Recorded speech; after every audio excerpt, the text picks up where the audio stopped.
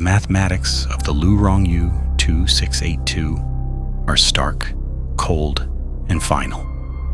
33 men walked up the gangway at Shidao Port in December 2010. Only 11 returned. It is August 12th, 2011. A Chinese Fishery Administration vessel tows a rusting squid jigger into the harbor. The ship is silent.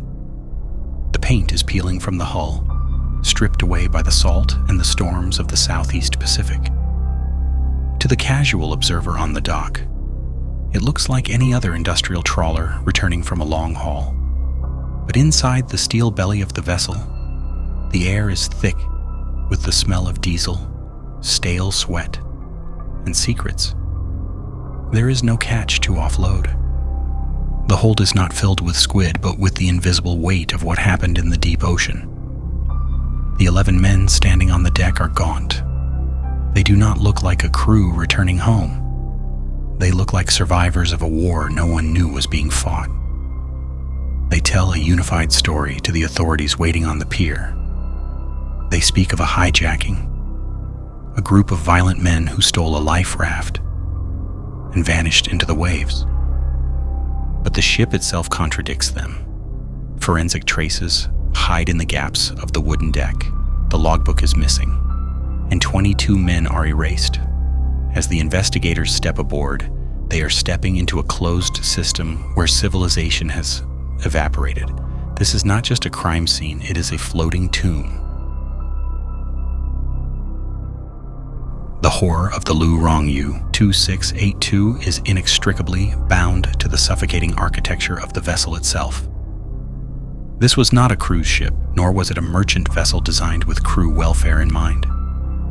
It was a specialized distant water squid jigger, 30 to 40 meters of floating industrial machinery, designed for one singular relentless purpose: to strip the ocean of life.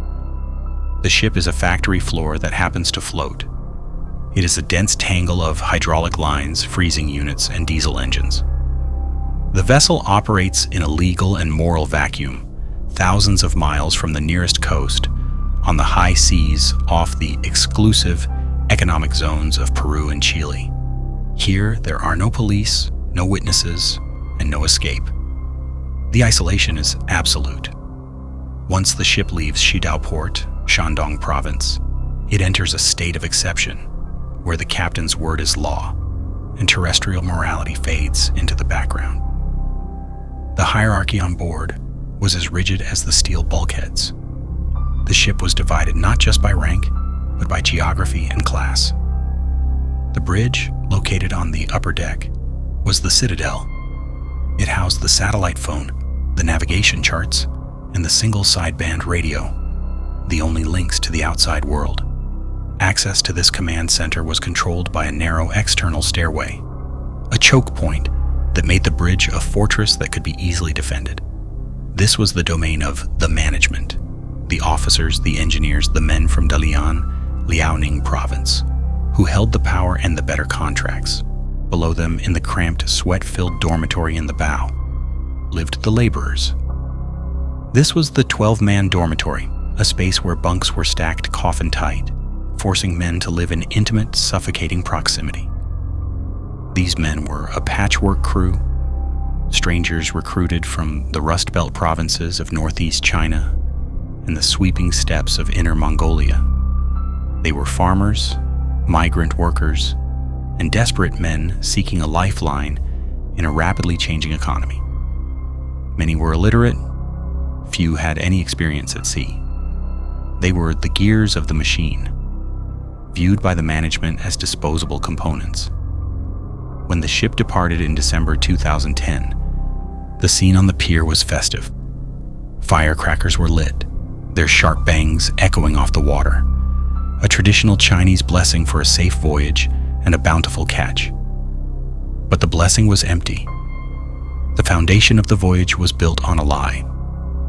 The contracts these men signed were a deception, a trap baited with the promise of wealth.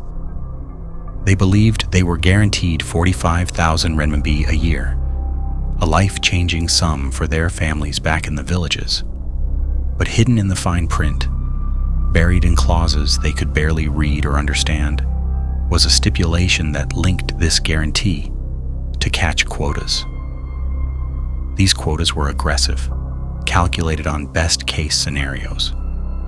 In a poor season, they were impossible to meet. These men were not employees. They were indentured servants working for a company that had rigged the game before the ship even untied its moorings. As the ship reached the fishing grounds in the Southeast Pacific, the brutal reality of the work set in. Squid jigging is a grueling nocturnal endurance test. The crew sleeps during the day in the sweltering heat of the unair-conditioned cabins and works all night. The deck is illuminated by rows of high-intensity metal halide lamps, hanging from overhead booms like artificial suns. These lights, each pumping out 2,000 to 3,000 watts, turn the pitch-black ocean night into a surreal, hyper-exposed day. The lights emit immense heat. If a man stands too close, the radiation is strong enough to peel the skin off his face. Under this glare, the men worked 15 to 18-hour shifts. They stood at the gunnels, monitoring the automated jigging reels, manually gutting and sorting the catch. Their hands constantly soaked in freezing seawater and slippery squid ink. The noise was another antagonist. The roar of the massive diesel generators required to power the lights, combined with the mechanical whine of the jigging reels, created a wall of sound that was deafening. It masked everything. A shout, a cry for help, a scream. All were swallowed by the industrial cacophony. This environment was a sensory assault designed to break a human being down. Months pass. The catch was poor. The holds were not filling up as fast as the contracts demanded. The men, exhausted and fraying from chronic sleep deprivation, began to do the math. They compared their personal catch logs against the terms of their contracts. They realized the numbers didn't work. Based on the rate of 0.25 RMB per caddy of squid, they were not earning 45,000 RMB. They were earning nothing. In fact, it was worse than nothing. The company deducted the cost of their food, their gear, and the cigarettes they smoked from their earnings. They were accumulating debt with every day they worked. They were slaves to a system that was actively impoverishing them. Resentment curdled into hatred. The physical abuse from the top didn't help. Captain Li Chengxuan, the master of the vessel, ruled with a heavy hand. He was known to beat crew members who were too slow or clumsy on the deck. This violence from the authority figure normalized aggression on the ship. It taught the crew a dangerous lesson. On the Lurongyu 2682, power is demonstrated through force. At the center of this growing storm was Lu Guiduo, 27 years old, a chain smoker, highly intelligent and charismatic. He was an ordinary seaman from Heilongjiang province, but in the pressure cooker of the dorms, he transformed. He became the voice of the voiceless. He whispered to the others in the dark. He validated their anger. He told them what they suspected but dared not say. They had been cheated. Liu was strategic. He recruited the men from his home province first, the Northeast faction. Then he reached out to the Inner Mongolian faction, led by a burly, imposing man named Bao De. The plan initially was not murder. It was leverage. They wanted to hijack the ship, force the captain to return to China, and sue the company for their wages. It was a desperate legal strategy born of isolation. But on a ship 10,000 kilometers from home, desperation shifts easily into violence. The transition from a labor dispute to a criminal enterprise is often a gradual slide. But on the Lurongyu 2682, it happened with a sharp, violent fracture. The date was June 16, 2011. The ship rendezvoused with a tanker to refuel at sea. Liu Guiduo watched the thick black hoses snaking between the vessels. He watched the fuel gauge. He waited patiently until the tanks were full. He knew that to get back to China, a journey of nearly 10,000 kilometers, they needed maximum diesel.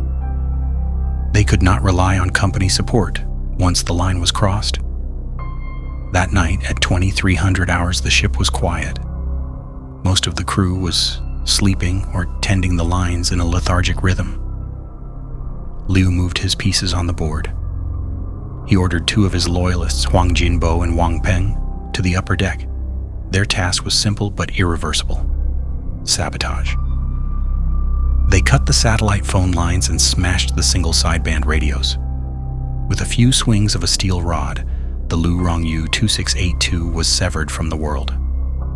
The silence of the ocean was now absolute. Liu, Baode, and the core mutineers armed themselves. They did not have guns.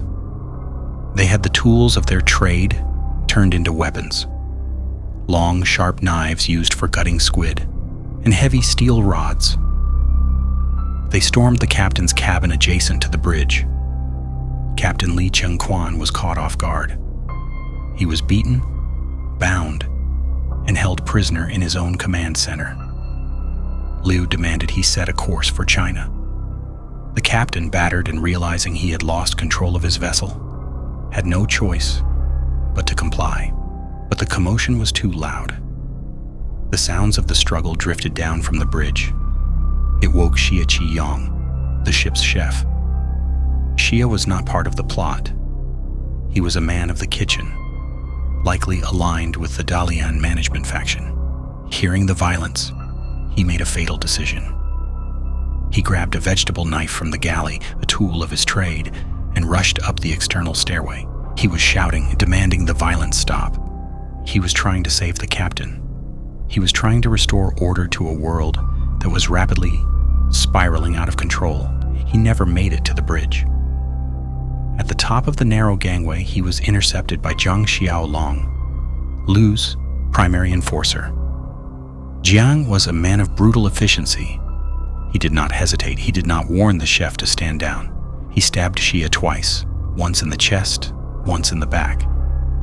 It was a brutal, flinching act of violence that shattered the mutiny's claim of being a mere labor strike. As Xia collapsed, bleeding out on the metal grating, Liu Guiduo emerged from the bridge. He saw the dying man. He did not offer aid. He did not call for bandages. Instead, he struck the chef in the legs with a baton, ensuring he could not rise. It was a message: mercy has no place here. Zhang and another crewman dragged the chef's body to the rail. They heaved him over the side. Snippets of later testimony suggest Xia may still have been alive when he hit the black water. Liu grabbed the intercom. His voice boomed over the deck, crackling through the speakers that usually carried orders for fishing. The chef has fallen overboard. We are going home. It was a lie, and everyone on board knew it. But it was a foundational lie. It drew a line in the salt. On one side was the official story, an accident. On the other side was the truth, a capital murder. By staying silent, the crew became complicit. By doing nothing, they accepted Liu's authority. The ship turned west, away from the fishing grounds, away from the law. The mutiny was successful, but the price was blood. And blood, once spilled, demands more. For weeks, the ship steamed across the vast emptiness of the Pacific. The atmosphere on board was suffocating. The ship was no longer a workplace. It was a prison. Liu Guiduo, now the de facto dictator of this floating state, confiscated all knives and tools from the crew. He placed his loyalists on 24-hour guard duty on the bridge. The life rafts were locked away or secured with heavy chains. The ocean, once their workplace, became the prison wall. Paranoia began to fester in the humid, crowded cabins. As they passed Hawaii, the ship's speed began to fluctuate. Liu, who knew nothing of marine engineering, became convinced that the chief engineer Wendu was sabotaging the engine. He believed Wen was stalling them, burning fuel inefficiently to strand them at sea until the authorities could arrive. The atmosphere of suspicion was weaponized. A crew member named Bo Fujun, desperate to curry favor with the new regime, whispered to Liu that the engineer was indeed planning a counter-mutiny. This whisper was a death sentence. It confirmed Liu's worst fears and provided the justification he needed to escalate the violence.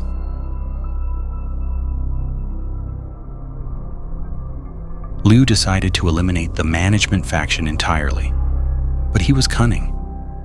He knew he could not risk a general uprising where the sheer numbers of the crew might overwhelm his small group of loyalists. He needed to mask the violence. He needed to hide the screams. That night, under the cover of darkness, Liu ordered the ship's sound system to be turned up to maximum volume. Loud pop music blasted across the empty ocean, a jarring, upbeat soundtrack of love songs and dance beats designed to cover the sounds of slaughter. The purge began. Wendo, the chief engineer, was the first target. He was ambushed, likely lured out under a false pretense or dragged from his bunk. Liu's men, led by the ruthless Zhang Xiaolong, attacked him. They stabbed him repeatedly with modified squid knives, razor-sharp blades with plastic handles, and threw him overboard. But they did not stop there.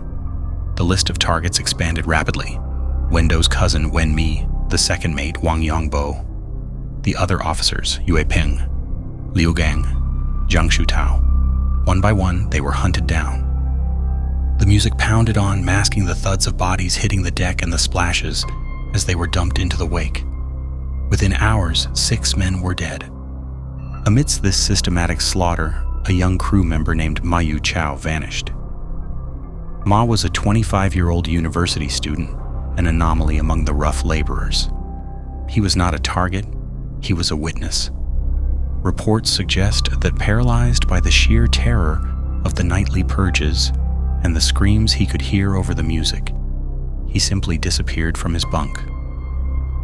It is presumed he jumped into the sea to escape the nightmare, choosing the certainty of drowning over the horror of the knife. The violence did not end with the sunrise. Throughout July 21st, the hunt continued. Chen Guojun, the boatswain, was cornered and pushed overboard by Liu Guiduo himself. Then the northeast faction turned their blades on Wu Guoji. Stabbed and bleeding, Wu was encircled by Liu's loyalists. He was not given a quick death. Instead, he was forced to the rail and compelled to jump into the churning wake. By the end of the day, the Dalian faction was effectively decapitated. Liu Guiduo controlled the ship absolutely. But this relentless bloodletting had an unintended consequence. It destabilized the fragile alliance between Liu's northeast faction and Bao Dai's Mongolian faction. Bao Dai, the man who had provided the muscle for the initial hijacking, watched the purge with growing unease. He realized the logic of Liu's reign. Anyone who is a threat dies. Bao Dai was a threat. He was strong. He had his own loyalists, and he knew too much. He realized he was next. Bao Dai decided to strike first. He planned to kill Liu Guiduo and take control of the ship. But on a ship this small, there are no secrets. A young crew member named Huang Jinbo, the youngest on board, defected. He went to Liu and informed him of Bao Dai's plan.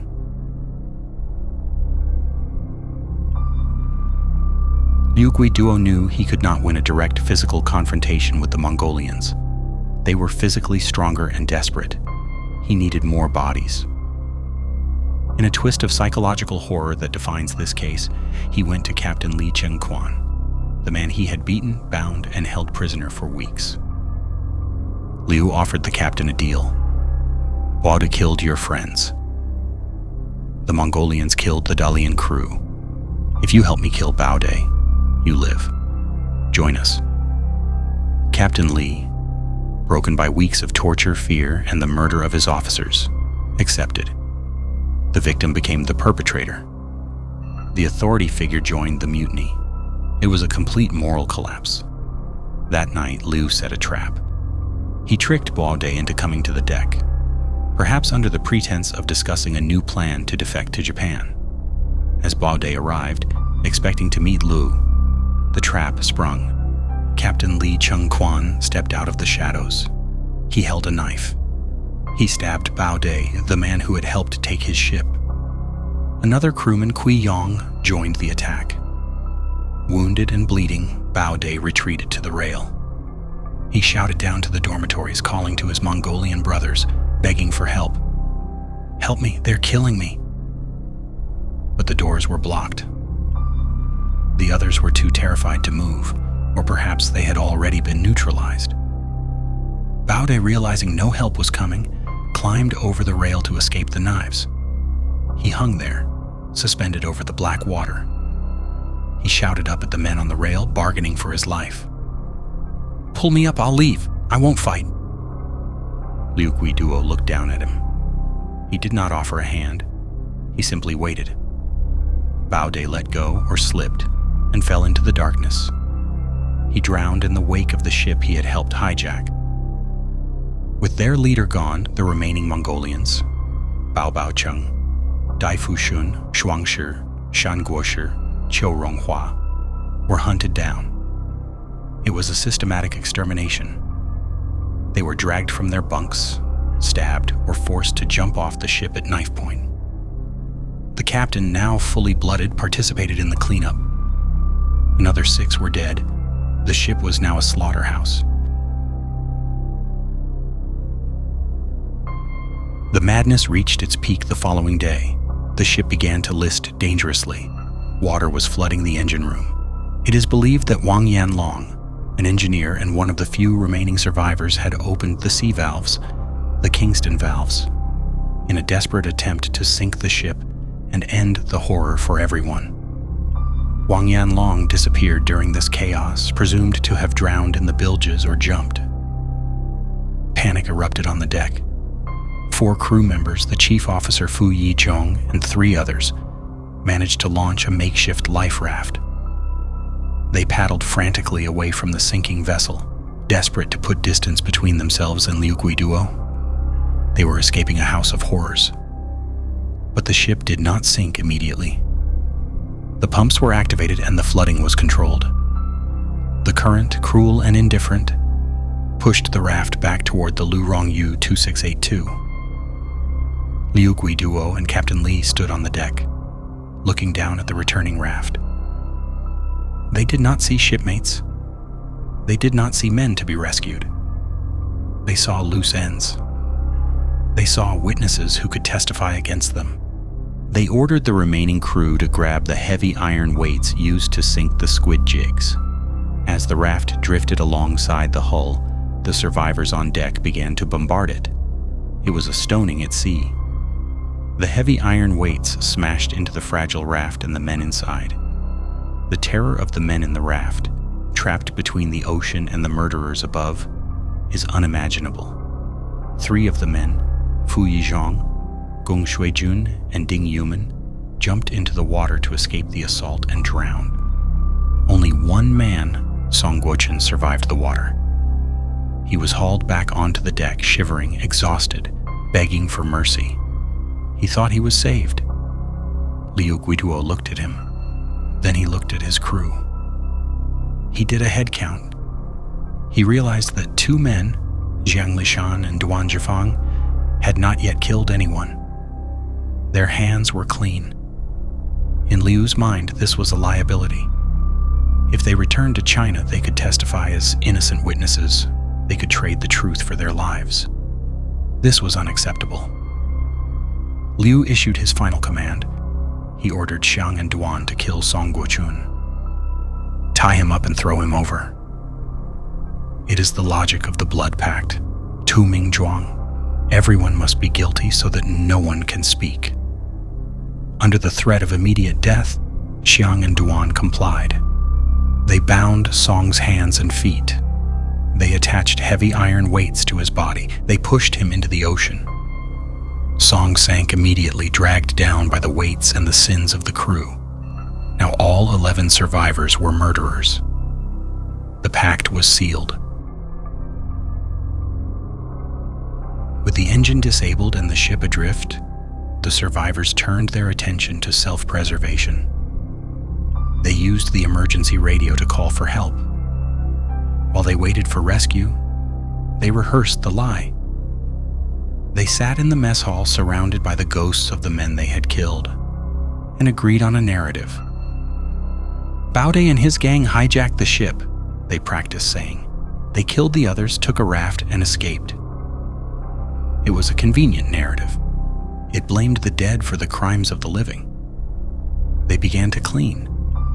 They took the case diary, the logbook, where the true events were likely recorded, along with the murder weapons and the victims' bloodied clothes. They tied these items to hammers and heavy tools and sank them in the deep ocean. They scrubbed the deck with detergents, trying to wash away the stains of 22 men. They prepared their faces, practicing the expressions of traumatized victims. When the rescue vessel arrived, they presented themselves as helpless survivors. But the lie fell apart almost immediately upon their return to Shidao Port. The police were suspicious. The story had holes. Police separated the 11 men immediately. They interrogated them in isolation. The inconsistencies glared. Life rafts do not disappear without a trace in calm waters.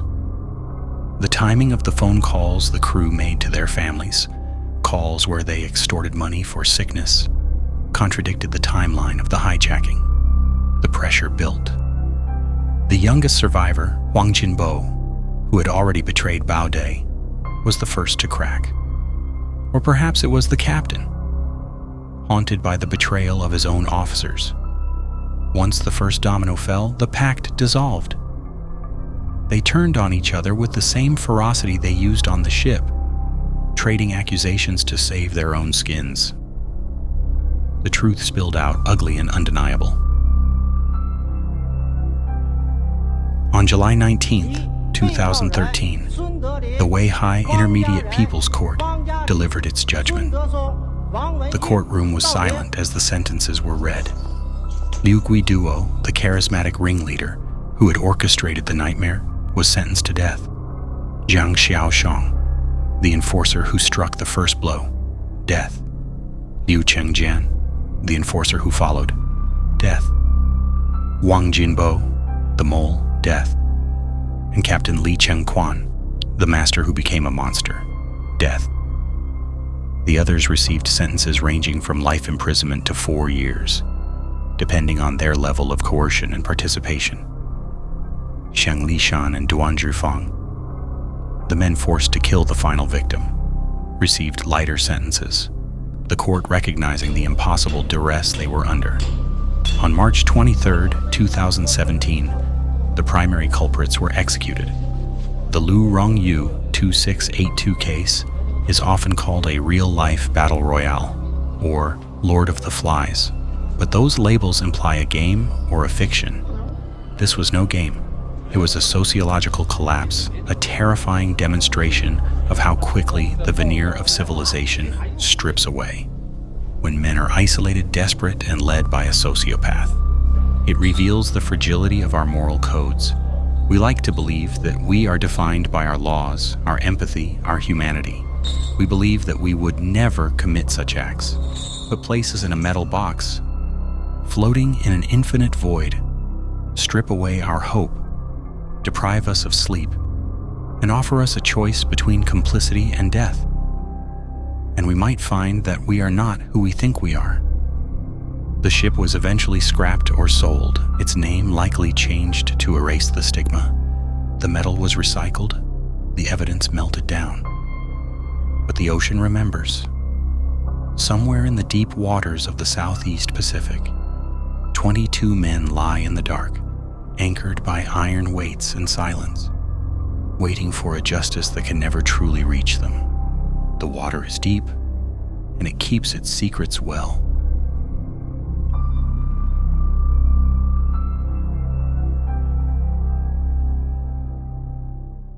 They said the Soviet Union had no monsters, until they saw the smile made of steel.